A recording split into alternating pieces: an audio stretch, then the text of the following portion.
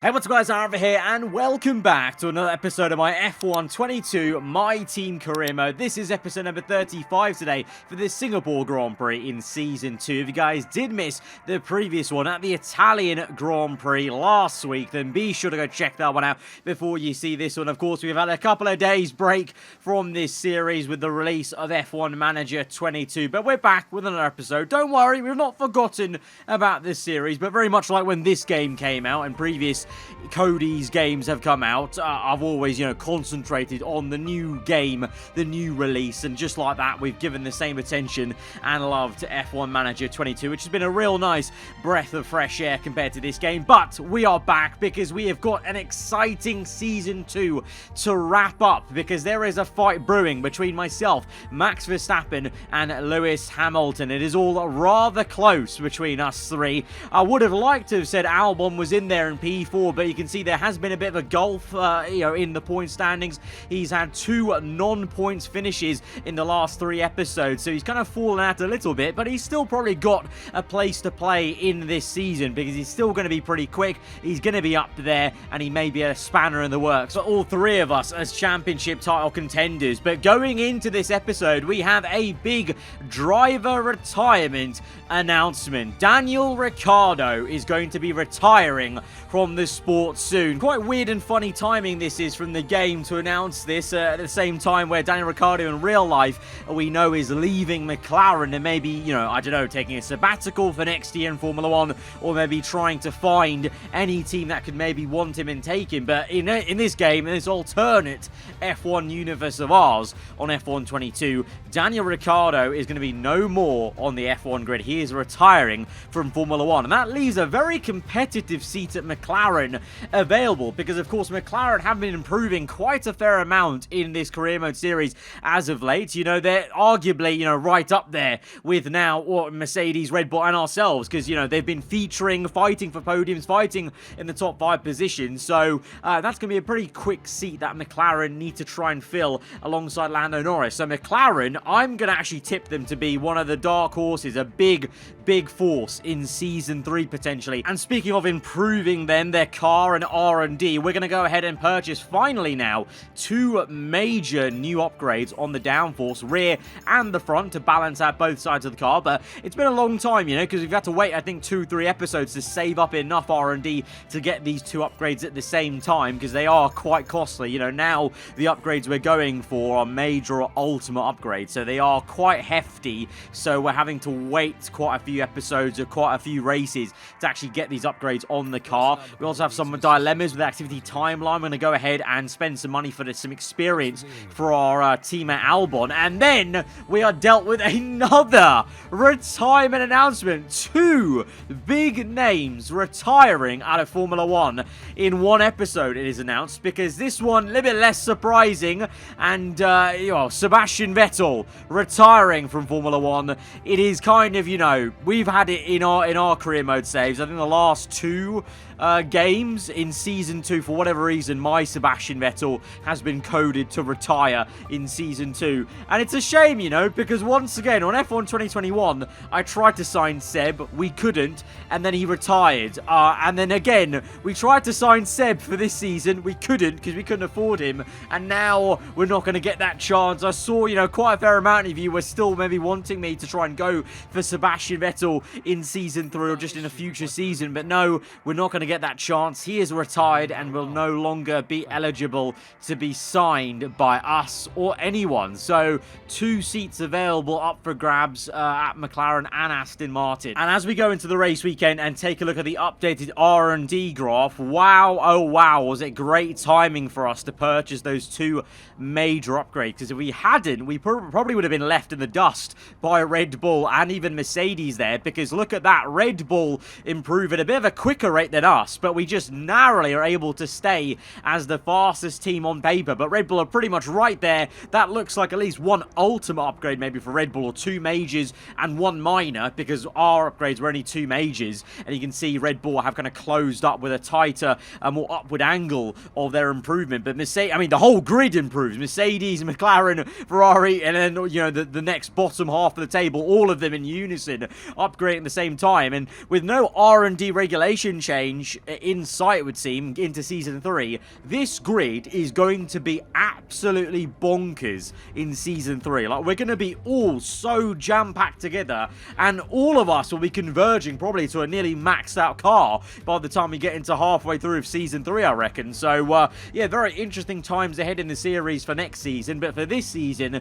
things are hotting up because there's just a big arms race between ourselves, Red Bull and Merc, myself, Verstappen, Hamilton, all hoping our teams can respectively upgrade enough to outperform and keep ahead of each other in terms of the out-and-out pace. And so, yeah, I mean, if we hadn't purchased, you know, if we just only purchased one of those major upgrades, we probably may have been as low as the third best team on the grid. And that would be quite difficult because Verstappen and Hamilton have been performing very, very well. And there is still a little bit of a sense of the AI being a bit weird sometimes with their qualifying times and even in the race as well. Despite the patches that have come through into this game, I feel like, you know, from looking at the reaction on Twitter, etc., I think a lot of people are still finding AI a little bit difficult, a little bit weird to race with sometimes. In Q1, though, no problems for us. We get through into the second part of qualifying. In the race where he announces his retirement, Sebastian Vettel comes stone dead last. I guess maybe the motivation has already gone for him. He's given up. And even for Daniel Ricciardo, he, after announcing his retirement, he's also a lot lower than I would have expected him to be compared to Lando Norris. But it is only Q1. He's through into Q2. So let's see what the McLarens can do as we go on through today. But for us now, looking to try and get through into the top 10 shootout. Of course, something we failed to do at Italy after that mistake we made in quali. Hoping not to emulate that one and have a smooth sailing into the top 10 shootout. And we will do, popping up a time that gets us into second place as it stands right now, and will be, well, sixth place by the time everyone goes in and sets their final flyers.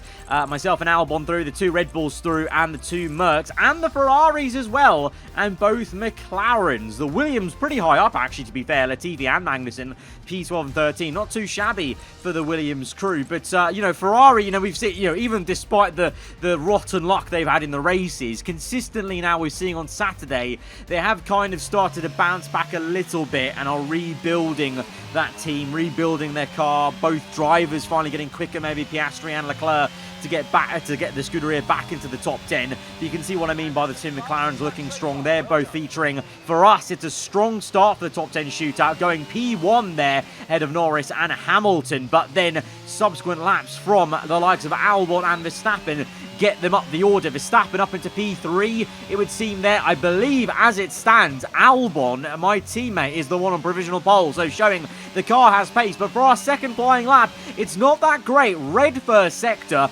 marginally green in the second sector, and in the final sector, only about 2/10 up, which is quite a considerable ways from where Albon has set his lap time. And across the line for us, we are nearly 6/10 away from Albon, who looks to have absolutely dominated this Q3 session. I mean, it's still a pretty okay qualifying for us in P5 to be beating Hamilton, he'll be upset by that because he's way down in P8, and his teammates showing the Mercedes car could get up into P2 by 3/10 away from Albon. But that 3/10 is massive for Albon there. So Albon in a world of his own.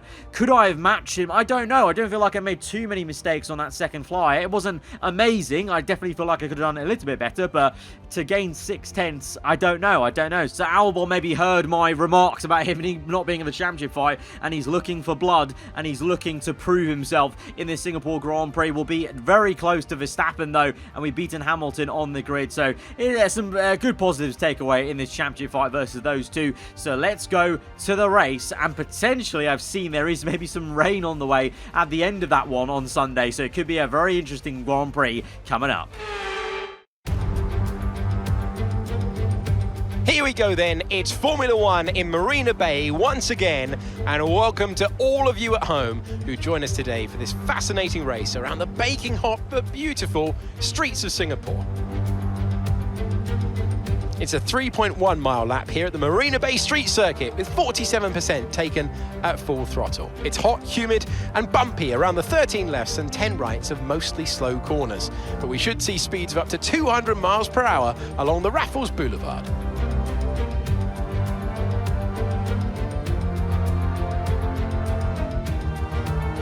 Let's run you through the driver grid order for today's exciting race. What a great lap from Alexander Albon yesterday. He'll start from pole position. And starting next to them is George Russell.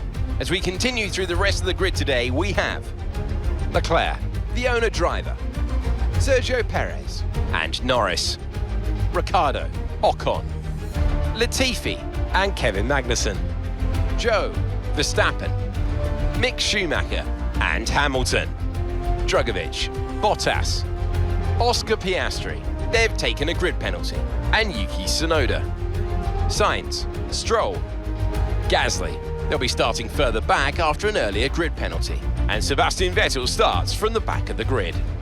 And now it's time to head down to the track. With me today, of course, is Natalie Pinkham. Why don't we discuss McLaren? What do you make of their performance so far this season? Well, the atmosphere within the team seems very positive at the moment. Everyone seems like they're in great spirits and having a lot of fun doing what they do. And that has definitely contributed to the performances we've seen.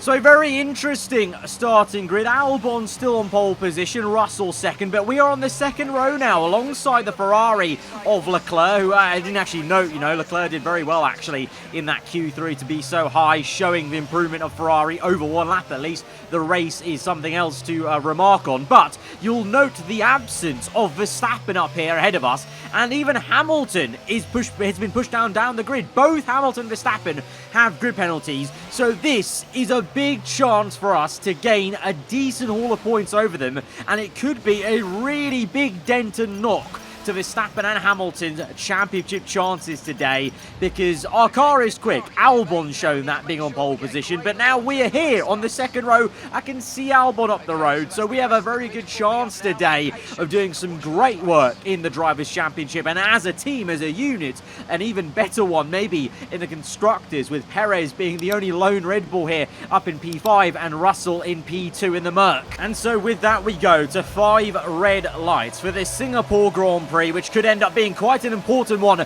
for the championship. Lights out, and away we go. It's a great start from Russell. Leclerc really aggressively cuts across the front of us into turn 1. Russell is trying to pressurize Albon. We've gone around the outside of the Ferrari, despite such a stern bit of defense from the man from Monaco. We're able to just easily go around the outside. He kind of compromised his own line, to be honest, as now we see Albon and Russell side by side for the lead. Russell gets it all across, stop there on the rear end, and now Albon is susceptible, and just like that, inches away from making contact. We're now looking to try and fight Albon for the lead of this Grand Prix. This has been an excellent start from us, from P4 up into P2, and could be P1. Bit of contact though made. Albon dominated qualifying, and it looks like he's getting the elbows out because he makes a second bit of contact here. He does not want to give up this P1, but we're on the outside. Albon defends the inside, and we've hit the wall. Albon has shoved us wide, and with the momentum of the car going through that left-hander,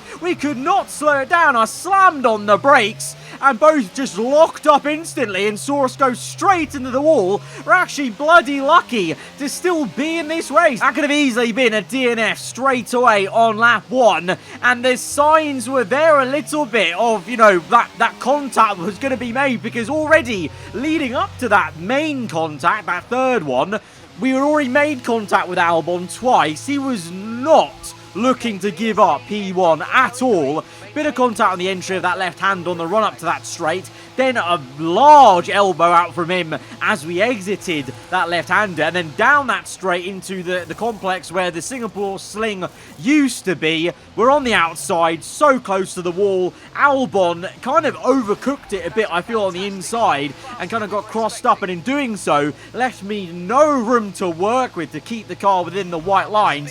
And if I had continued on my racing line, I either would have just crashed into him, and that would have been a disaster for the whole team. I probably would have either swung through even harder into the wall and completely been out the race. So in reality, the actual best option was to kind of steer straight and hope to God the car did not DNF with a straight on collision, and it did not. The front wing just broke. The rest of the car held up pretty well, but it now means we are in last place and Albon still remains in first. And our rivals now, Verstappen and Hamilton, will be licking their lips at the chance of gaining some points in us in the championship, because we've got a long afternoon or night time ahead of us, really. But at the end of lap 2, go Tiffy's got it all crossed up. The Alpine's in the wall as well at that infamous corner where so many get it wrong in real life. And Verstappen, you may have seen there, just narrowly avoided some race-ending contact with the Williams car. Latifi's in the wall. Shock horror, he's one to bring out a safety car in this race. And that's going to bunch us up now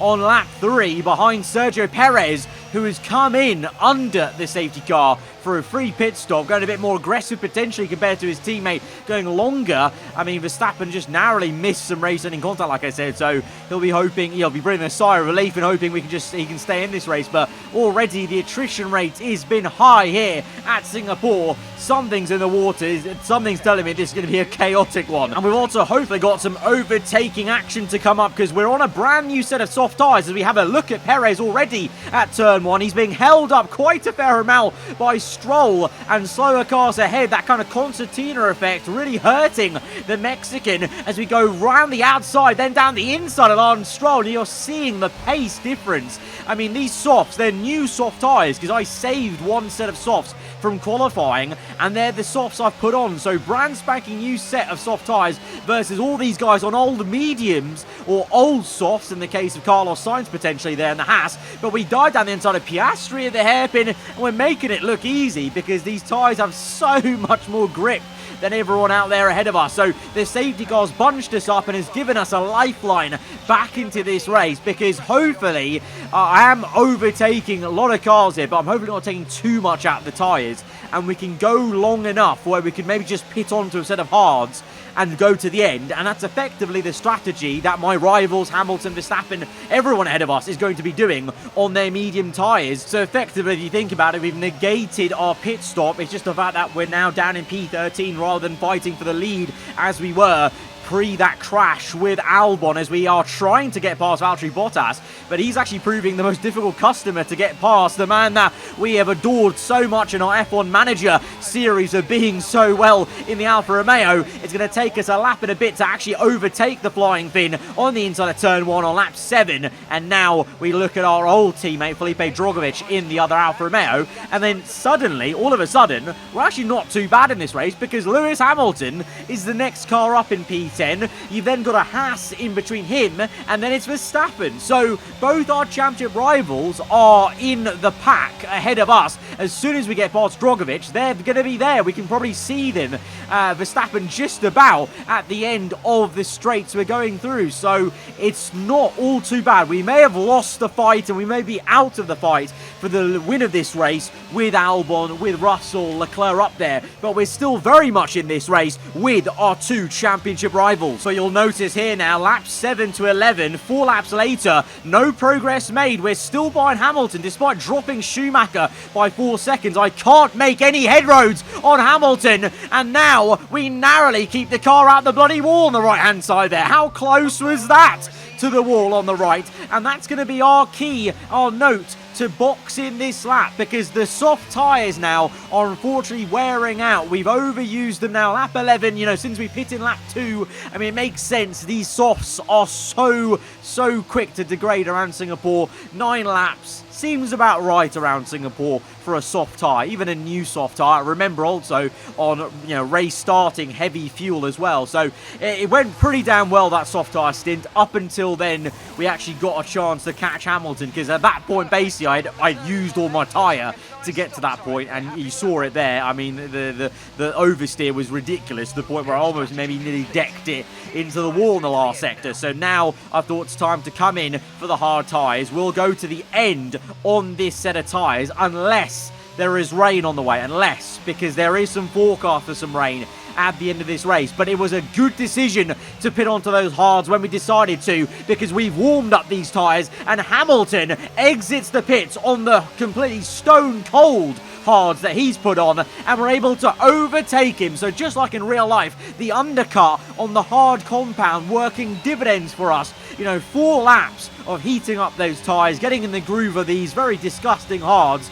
and we're up into P9 now, and all of a sudden, we could have a chance to overtake Verstappen on the very next lap, lap 16, DRS open, using plenty of ERS to gain on the Red Bull. Where will Verstappen go? He defends the inside. We brake early and go for a switchback move and sell him the dummy to go on the outside. We'll have the better opening because Verstappen compromises his own line, and you saw there the rear end stepped out for the Dutchman, but then in turn we do almost the same thing as we go wide and almost understeer into the Rolex wall on the right hand side. This fight is not over yet. Verstappen is right on our tail, and through the next right hander we get a bit too happy on the throttle. The rear end steps out. We're a little bit early on the brakes, and Verstappen senses that and goes for the pounce. This is such a quality fight between ourselves and Max Verstappen. Hamilton might even join in the mirrors there on the right-hand side. But right now, at the moment, we're still fighting the Dutchman side by side. We squeeze him out to hopefully book in and finally finish this move for P7. But my God, Verstappen gave us a real good run for the money for a whole lap there. And he's not going to give up, though. The pressure is still there. 3 laps later, Verstappen right up our gearbox into turn 1, understeering. And Verstappen senses another chance to dive down the inside. He's across the curb. He's literally vaulted his car up. You saw it oscillating as he went over the curb, and he's really loving those late dive bombs at the hairpin at turns 3. We're just about to stay ahead narrowly to keep the P7, but my oh my, the pressure is high, and you can tell there's a championship maybe at stake, because I don't think he'd be making these dive bombs earlier in the season, but his AI now is ramping up the pressure here, and now we've discovered maybe why we're struggling a bit though to actually pull away from Max and try and be comfortable in this race, because we've got some damage on the front wing and it's on the right hand side, and I'm gonna actually say I reckon that damage is from that oversteer moment we had on the soft compound. But I didn't realise it until now, because of course the fresh hard tyres, the grip that I got from that tyre compound was negating the damage and the understeer from that damage. But now some tyre wears kicked in and Verstappen is all over us. On lap 20 we defend down the inside. Verstappen's gone wide and he's made contact with Lewis Hamilton. Hamilton and Verstappen, not for the first time in this series, in this season, and in real life have made contact here. It's controversial. Hamilton versus Verstappen 2.0. We already knew it was a thing this season, but it's reared its head once again with a bit of contact there. We were just innocently defending our position, and kind of like my situation with Albon, Verstappen goes wide. He manages to slow down the car and do what I couldn't do on lap 1 and keep it out the wall, but it doesn't matter because Hamilton came in so aggressively there. He even tried to overtake me. You know, look at how punchy Hamilton's AI is being right now in this race. 11 laps to go. He sensed a move there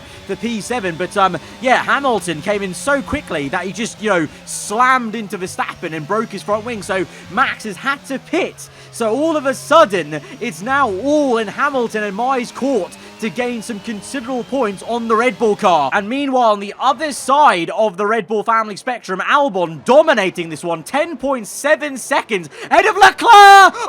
Oh no! Oh, Leclerc! Leclerc was second place, but now he's down to P6 because he's put it in the wall, in the same place where quite a few AI were actually making mistakes. Remember, I think it was in season 1, wasn't it? They're all locking up and making some pretty big howlers into that corner, and it means now Russell is gifted P2 and McLaren up into P3, and now the full course safety car is also out, and we are considering a pit stop because I am struggling with this broken front wing, let me tell you, on these hards. And even though we're P7 right now and we'll be going down the order, I think it could be worth it because we're going to come in for a used set of soft tyres, but I believe they're one set that should only have about 7% wear, which is not bad. That's the same amount of wear I would have after one flying lap sequence, and I actually used one of those tyres for Q1 to do a second lap, so I think they'll have a good amount of grip. So we're coming in now, we're changing that front wing because the damage was, well, it was okay, it was manageable, but I wasn't able to pull away from Hamilton. I was basically blocking him and I was forming a pretty massive train behind me. So instead we've come in for a pit stop under the safety car and we will come out just behind Verstappen in P16. But the thing is, we're all going to bunch up. I'm on a U set of softs, but it's going to be that U set's going to be still so much quicker than everyone else's worn out hard tyres now. I've got a change front wing, so that's all good. We know how quick the car has been on the soft tyres as well when we've not had damage. I reckon we could actually easily catch back to Hamilton by the end of the race on these tyres now, versus by the end of this race, if we had stayed with those hards and that broken wing, we could have easily maybe been overtaken by Hamilton by the end of it. But I think with this way, we'll just about get him by the end of the race rather than lose it at the end of the race. So first and foremost, we have to overtake one of our rivals, Verstappen, who's on a set of soft tyres as well. But just like with Perez earlier in the Grand Prix, deja vu as we overtake a Red Bull whilst they're held up by a slower car. And we actually almost make a horrendous mistake and slam into the back of Carlos Sainz because he's so bloody slow on those hards. That's how much he held up Verstappen. You saw the closing speed that I had to him to that corner. So that's why that move was so easy on Verstappen. And remember, Verstappen's been on those softs for a few laps longer than I have. So maybe he's already feeling a bit of tyre wear potentially, because those have got to be some used tyres, I would say, for Verstappen. Leclerc now, also remember, having made a pit stop onto that safety car. The safety car was actually out for him. He's now fighting Piastri. It's once again Ferrari versus Ferrari. These two just have so much kind of, disdain for each other, it seems, as you've got the new gen trying to ruffle the feathers of the old as we overtake Piastri. Leclerc's got him as well, and now Verstappen may able to get Piastri on the eggs of that hairpin. But, how many times have we seen the Ferraris squabbling with each other and just compromising their own races because of that? Very much Leclerc, Vettel vibes in 2019, You've got Leclerc now, the old guard, as he makes a bit of contact with Stroll, struggling in the Scuderia. You've got Piastri as a new driver coming in. There's been quite a few times where Piastri's been doing better than Leclerc this season, but overall, both of them just been woeful. The team's been woeful. It's very much just been the usual Ferrari clown show this season, as they look only now at this point in the season to try and gain some points back in the championship. But we're going to try and ruin that for Leclerc a little bit today as we pounce down the inside for P11. It was a very fine move, I must say, looking back at that. We were literally a pixel away from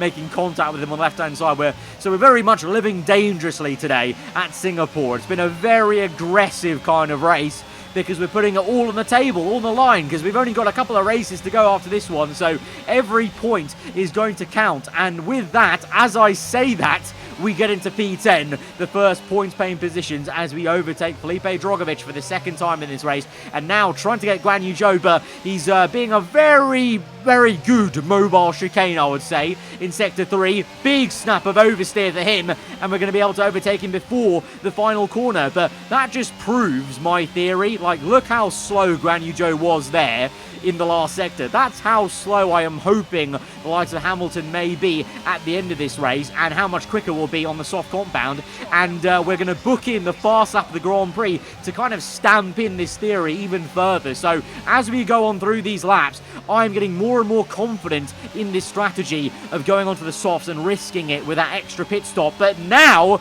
there is another spanner in the works, because as I overtake Bottas on that right-hander, we can see some droplets of rain on our screen. You can see the streaks of rain coming across the halo and the top of the chassis. The rain is coming with only 3 laps to go. The rain is here, and so we could have a very slippery race to end off Singapore. This just got even more interesting, because we're here, P8, Magnussen up ahead, and then it's Hamilton. So we've got 3 laps to go. I can see Hamilton up the road. We're on a 2-compound softer, but now it's a damp circuit as we go dancing around the outside of the Williams car up into P7 with the fastest car on the circuit. But now, because of the rain, that could bring the advantage back to the AI, because historically the AI are amazing in these conditions. They're so good at pinpoint throttle control, whereas you can see for me, I mean, already, there's not even much standing water, and I'm already getting a bit of snap of oversteer. And lap 29, with 2 laps to go, Albon, who's leading this race by 2.2 seconds, is going to go through for another lap, and he won't come in, and Russell won't, Norris won't, but it's so wet out there that I think it's time for Inters. All of them ahead of me don't come in, but we're going to take another gamble in this race. We're going to throw the dice and go on to intermediates. This seems crazy. We've already compromised our race by making that extra pit stop for these softs we're on, and now, with only 2 whole racing laps to go, we're coming in for another pit stop onto intermediates. But I honestly think the guys ahead of us, the top 7, or top 6 was it, they've made a mistake. They should have come in for the intermediates. It's already too wet for the dry tyres. And I think now, they're not going to come in now at all. It's too late for them. If I was in their shoes and I hadn't pit on that lap, I now know in my head I have to commit to the end of this Grand Prix on those dry tyres. And so I am going to be, well, I'm already the fastest man on circuit, but I'm going to be the even quicker man on circuit in these conditions, on these Inters, as we come out ahead of Verstappen, ironically, who had made another pit stop in this race for softs, by the way, I think, with Leclerc, because both of them didn't have enough tyres for this race, basically. But look how slow and pedestrian-like the Ferrari is. That's how slow this man is going to be. That's how slow the top 7, 8, all the cars ahead of us are going to be. And look at this. Albon's going to commit to going to the end now on these hard tyres, and he spun it! Alexander Albon spun it out the lead of the race, and just like that, he's gifted his old pal, George Russell, the lead of the Singapore Grand Prix, going on to the last lap. All of them on Honda hard tyres on a very, very wet circuit. Albon has spun it and made a howler from the lead of this race, and he's dropped down to P4. Russell now leads this race in the Mercedes, following by the 2 McLarens, who are on for a great double podium potentially. We've got a few people coming to their senses and coming in, but Hamilton, Magnussen, the top 7, they've committed. They're going to the end now on those hard tyres, and we've got 1 lap to go. And look at this, into Sector 2, in the place where 31 laps ago we crashed with Albon in this section. We're going to sling past Magnussen, dance past him on the outside, and it's just ridiculous, the lack of grip they have versus these Inters, and we're going to stay on board till the end of this race, because I think we could overtake a couple of more cars. Hamilton's up the road in P6, so in the end of it, this strategy of trying to go on an extra pit stop to overtake Hamilton, it didn't happen on the softs, but it's going to happen on the intermediates. Hamilton parking the bus a bit, but it's no use, he can't fight this, and we overtake Hamilton in the last sector on the last lap to get ahead of him,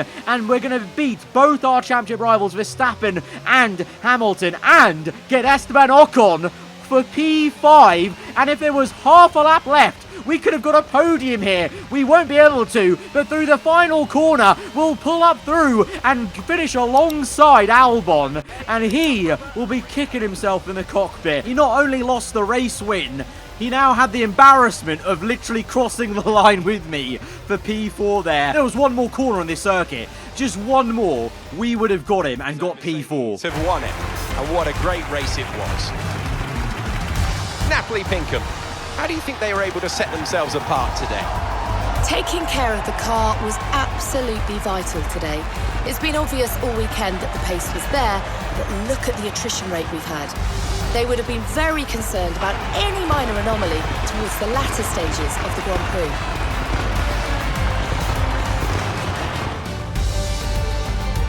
Mercedes are on top form once again after an excellent race weekend.